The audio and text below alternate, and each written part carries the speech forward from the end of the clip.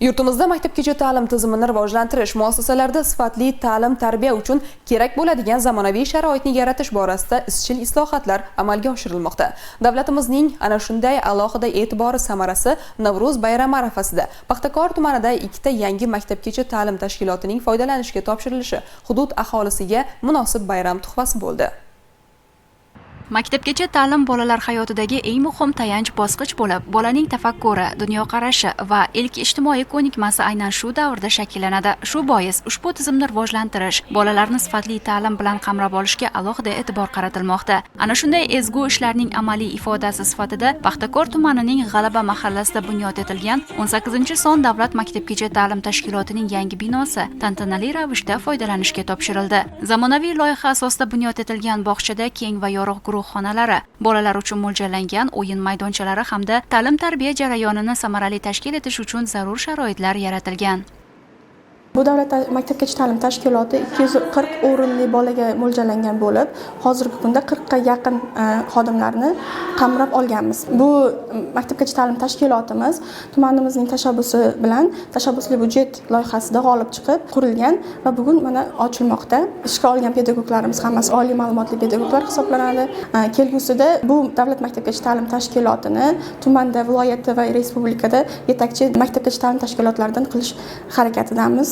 Tadbirning ochilish marosimida mazkur muassasaning ishga tushirilishi hududdagi bolajonlarning maktabgacha ta'lim bilan qamrab olinishini kengaytirish, ularni har tomonlama rivojlantirishda muhim ahamiyat kasb etishi alohida ta'kidlandi. Shu kuni Oqbuloq mahallasida ham 17-son davlat maktabgacha ta'lim tashkilotining yangi binosi foydalanishga topshirildi. Zamonaviy talablar asosida bunyod etilgan maktabgacha ta'lim muassasasi bolalarning intellektual va jismoniy rivoji, ularning bilim va qobiliyatlarini yuzaga chiqarish uchun barcha imkoniyatlarga ega.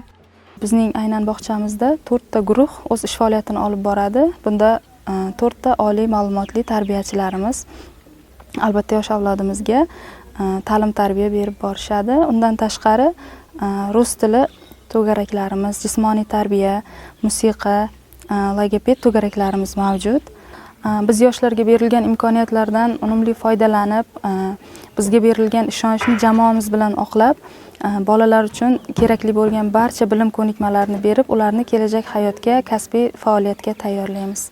Navro'z bayrami arafasida amalga oshirilgan ushbu bunyodkorlik ishlari kelajak avlod kamoloti yo'lida yana bir muhim qadam bo'lib xizmat qiladi.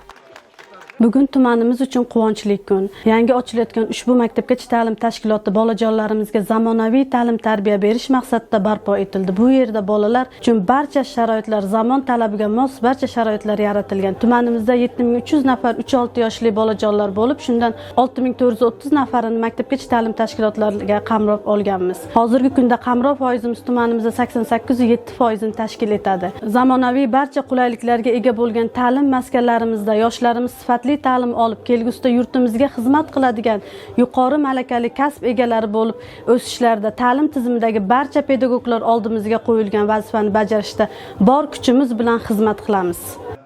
Yangi davlat maktabgacha ta'lim tashkilotlarining barpo etilishi turgan gapki, ota-onalar uchun ham katta yengillik. Eng muhimi, hududda 3-6 yoshgacha bo'lgan bolalarning tayanch boshlang'ich bilim olish borasidagi qamrov darajasi sezilarli oshadi.